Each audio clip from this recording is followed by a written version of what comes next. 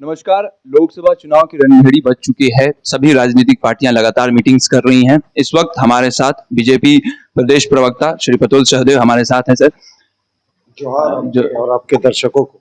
बहुत बहुत शुक्रिया सर।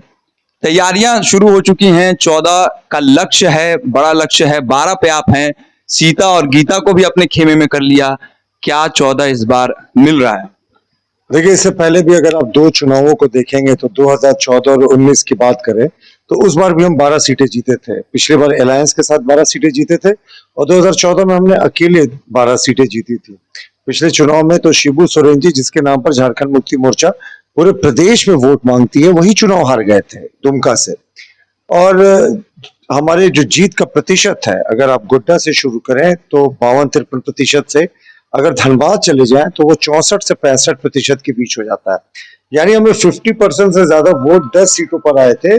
और जो दो सीटें थी जो मार्जिनल रूप से हम जीते थे, वहां पे हमें 45 और 46% आए थे। मैं खुटी और लोहरदगा की बात कर रहा हूँ।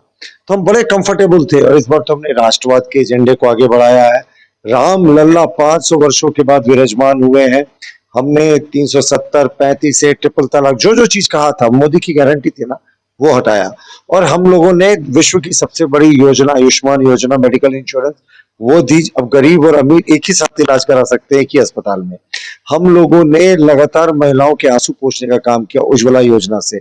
हर घर नल से जल के अंतर्गत 14 करोड़ ग्रामीण घरों में हम लोगों ने पेयजल मुहैया कराया। लेकिन झारखंड का इसमें ट्रैक रिकॉर्ड खराब है। झारखंड सरकार ने कोऑपरेट नहीं किया।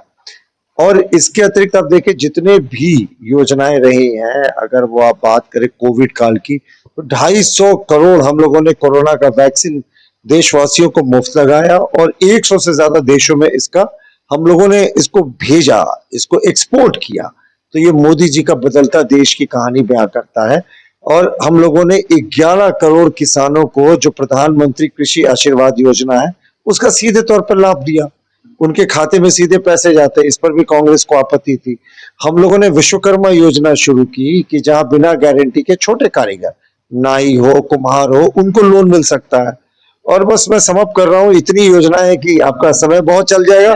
24,000 करोड़ की हम लोगों ने आदिम जनजातियों को टारगेट करके योजना शुरू की कि उनको हम, जैसे असुर, बिरहोर, पहाड़िया, उनको मुख्य धारा से जोड़ा जाए।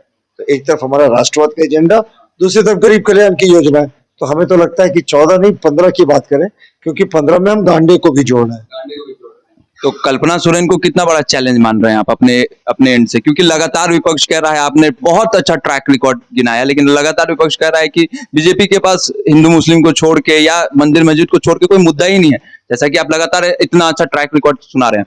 साथ ही साथ कल्पना सोरेन को भी एक सिंपैथी वोट मिल सकता है। वो सिंपैथी का फायदा, अतिरिक्त फायदा मिलेगा कि नहीं मिलेगा? कल्पना सोरेन को आप एज अ चैलेंज लेते हैं कि नहीं लेते हैं? बीजेपी कह सकते? देखिए, मुस्लिम तुष्टिकरण की बात वो लोग कह रहे हैं जो सेलेक्टिव हो जाते हैं। ये लोग कहते हैं नहीं, मुस्लिम पर्सनल लॉ जो है उसको हम मॉडर्नाइज करेंगे और उसको जारी रखेंगे। और मुस्लिम पर्सनल लॉ में आप सेलेक्टिव क्यों होते हैं? शरीयत कानून में आप सिर्फ शादी की बात करेंगे क्या? एक मुस्लिम 4 महिलाओं से शादी कर सकता है, उसमें वहां आपकी सहमति है। ट्रिपल तलाक के मुद्दे पे आपका विरोध था जब हमने हटाया।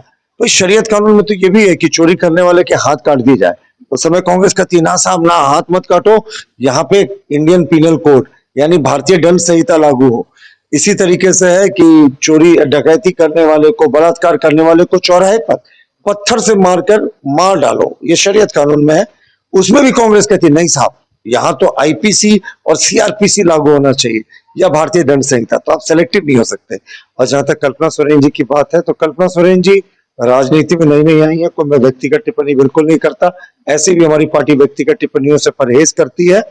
लेकिन वो किस चीज का आंसू बहा रही है? उनके पति भ्रष्टाचार के आरोपी हैं।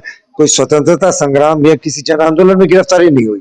और कल्पना जी को तो एक चीज एक्सप्लेन करना चाहिए ना, कि उनके परिवार में रहते उनकी बड़ी बहू, जो परिवार की बड़ी बहू, सीता सोरेन जी के साथ नाइंसाफी क्यों हुई?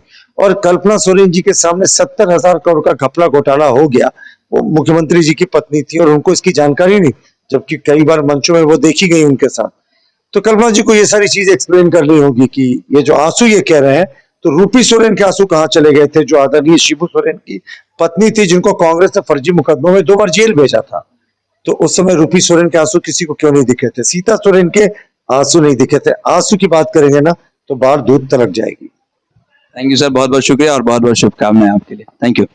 आपके विश्वास का मात्र एक अनुष्ठान श्री हरि इलेक्ट्रॉनिक। अपने घर को सजाने व संवारने के लिए एक बार मेरे प्रतिष्ठान में जरूर आए।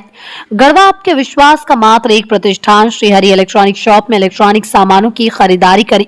Washing machine, LED TV, LG, Whirlpool, Lloyd, BPL, Havells, Usha, Symphony, Voltas और अन्य कंपनियों की TV, washing machine, AC, RO, geyser, battery, inverter, mixie, blower और अन्य इलेक्ट्रॉनिक सामान उपलब्ध है।